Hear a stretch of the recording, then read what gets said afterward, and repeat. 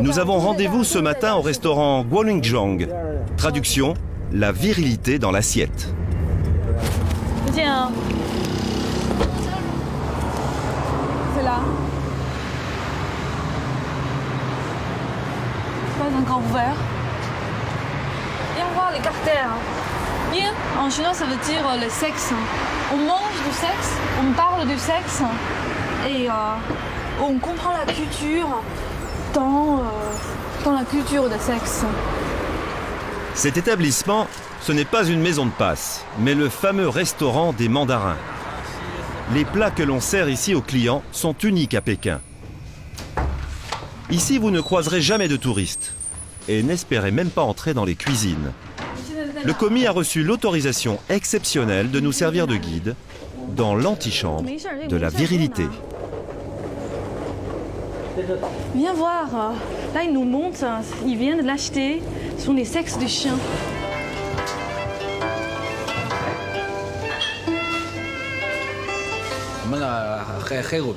Nous avons beaucoup de variétés de sexes de chiens. Et vous avez toutes les races? Oui, tout à fait. De toutes les races.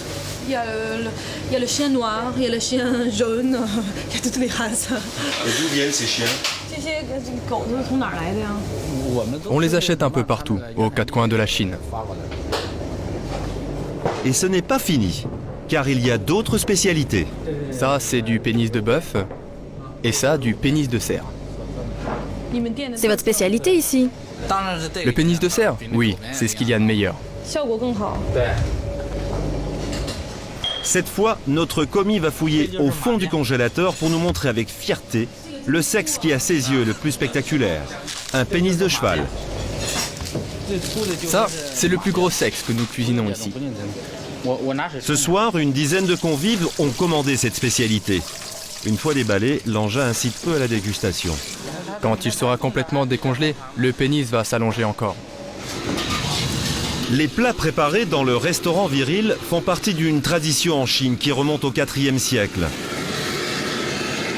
Des clients viennent de commander du pénis de bœuf en forme de fleur, sauce piquante. D'autres plus riches, des hommes de pouvoir en passe de signer un gros contrat, n'ont pas lésiné sur les moyens. Ils ont choisi dans le menu la spécialité du chef, une fondue de sexe. Ce plat est le plus cher, il coûte 300 €, c'est-à-dire 4 mois de salaire d'un jeune cuisinier. Il y a du pénis de cerf, des testicules de bœuf, un pénis de mouton, et ça, c'est un sexe de chien avec son cartilage. C'est le plat qui a fait la renommée de la maison. Les clients qui viennent ici sont des hauts dignitaires du Parti communiste ou des milliardaires. La discrétion est donc de rigueur. Ce soir, 2 couples sont venus découvrir les subtilités de cette cuisine de l'éternelle jeunesse.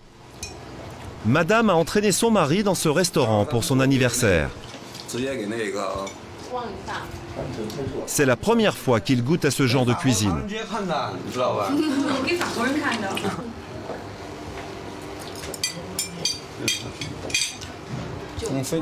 Très bon. Pourquoi êtes-vous venu ce soir? Il est dit dans la tradition que consommer des pénis d'animaux renforce les capacités sexuelles. Ça faisait longtemps que je rêvais de venir manger ici.